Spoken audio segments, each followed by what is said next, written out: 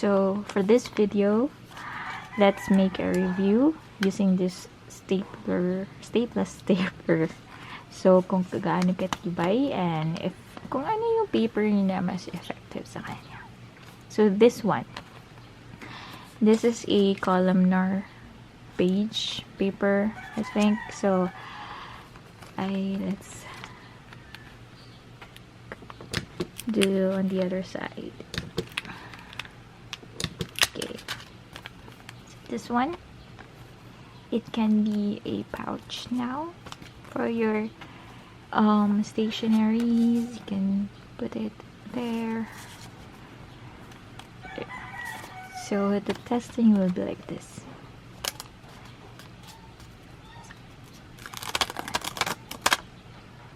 It breaks easily. Next, this is a craft paper, a handmade craft paper.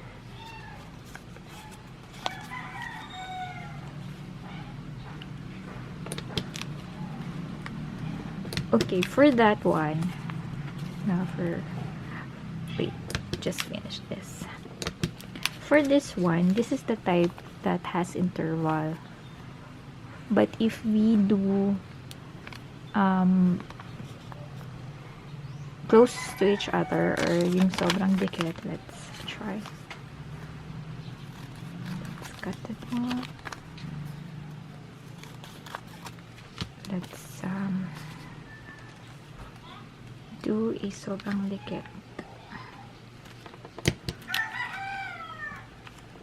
At first, hindi ko to gamay because oh no, see, it's not dikit yet.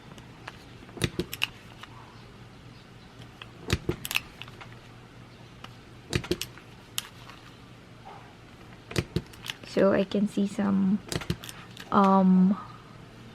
spaces. So let's do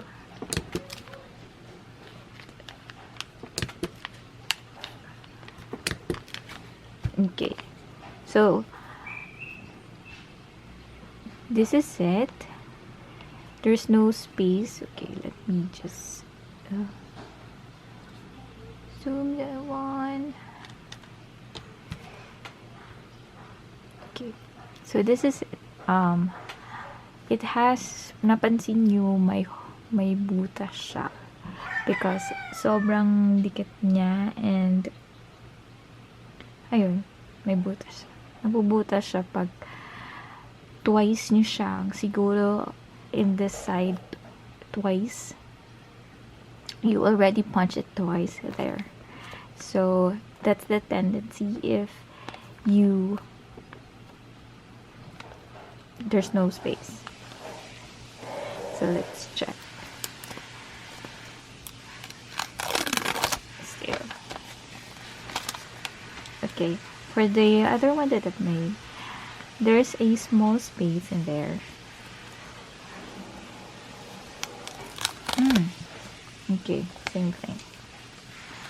So this one, I made this with the glass baking paper. So this is a old book, vintage book. I think it's thicker. This is thick. It has a thick paper. So let's just cut it.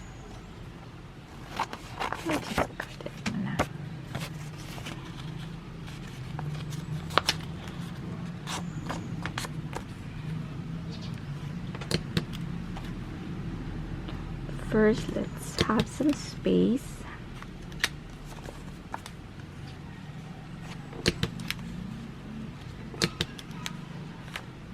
Okay. Oh, medyo hindi siya na.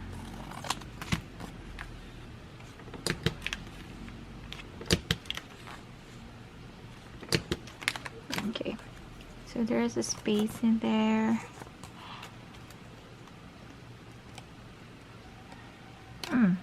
Medyo matibay. Hindi siya madaling napupunit when it comes to thick paper compared to this one because manipis lang siya. It's thin. Okay. Nice. So this grid, I think I just make a small one. It's also thick. I'm not sure what kind of paper is this because this is only from the, it came from the journal kit that I bought online.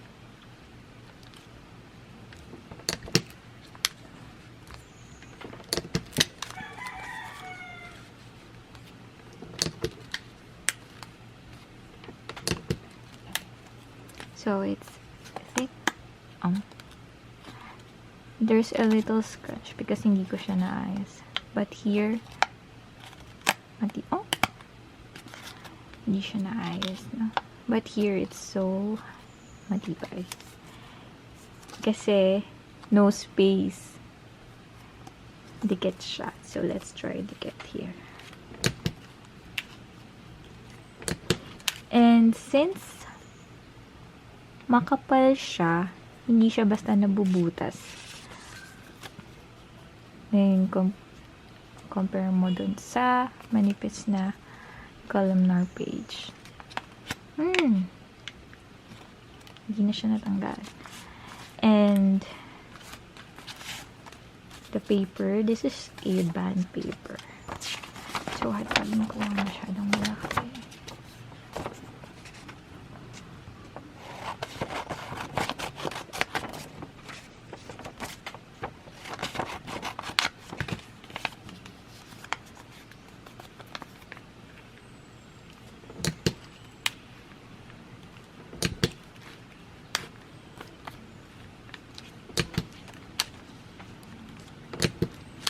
Okay, so this is the bond paper.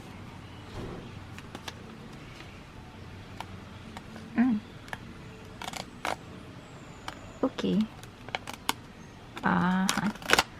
So madali din siyang mapunit. Madali din siyang mapunit sa ganito, sa bond paper. For the parchment, I already made this one. This is a parchment paper.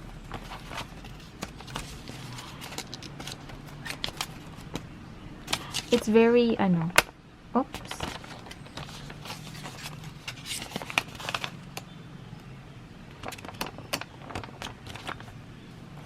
Let's make a small one para ito talaga natin yung effect niya. So, I have a small piece of parchment here.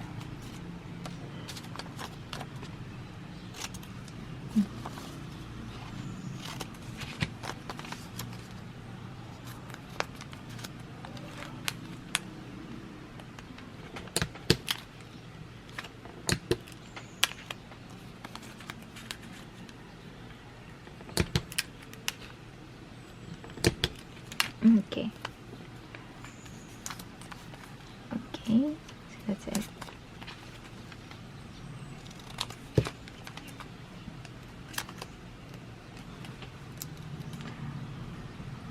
Yan, matibay siya. Matibay siya sa parchment. Kasi usually, when I put, because I'm selling online too, when I put something inside, it breaks. It easily breaks. So I made this review so you will be able to know before you buy this one, you will be able to know how it works. And I think this is best for parchment paper and thick kind of paper. I have a board here. It is a paper board. We'll try on this too.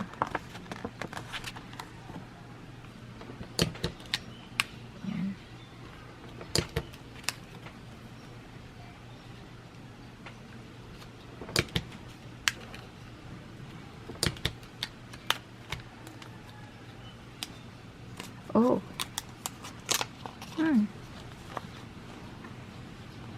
Didn't see that coming. Hindi ko na-expect yun. Maybe because the board is also too thick para mag-attach yung dalawa. So, we don't know. So, we'll try yung parang sobrang dikit na talaga.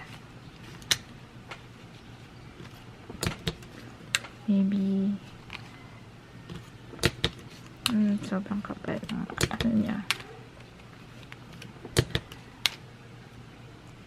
There. Dikit na masyado. Para siyang I love this. Maybe the reason why people are buying this one because of the aesthetic look of this stapler or this one. Sobrang dikit. Oh. Yun. Napunit. Maybe because pero wala siyang butas. See? Wala siyang butas. Siguro sobrang kapal ng paper kaya hindi siya masyadong nagdikit. Ayun lang. So that's the review for this stapleless stapler. It's really nice if you really want to invest it. It's common to those who are doing pen pals, nail art. So far, I'm happy with the parchment. So other things also that I use with this stapler is for my journal spread. For you guys to, there's so many ways to use this one naman, not only for doing pouches. So I use it to give static vibe in my journal. So here's the sample. So ganito yung ginagawa ko. I did like this one. Ganyan. Nililayer ko siya, but dinidikit ko. Layer din yung mga pages. Like this one. I cut this. I layer this one, that one. And you can see there's another layer too here. So, ito yung ginagawa ko sa kanya. So, like this one. I use this attaching small pieces into a tiny paper. At saka nagiging layer na siya. So, that's how I use it. So, it's also nice. It's a very good investment naman, though it's medyo, for me, it's very expensive. But it's a good investment for your journal stationery stuff. I hope you like this video, guys. If you find this video helpful, please like and subscribe to my channel for more videos, guys. Thank you so much for watching. God bless. Bye.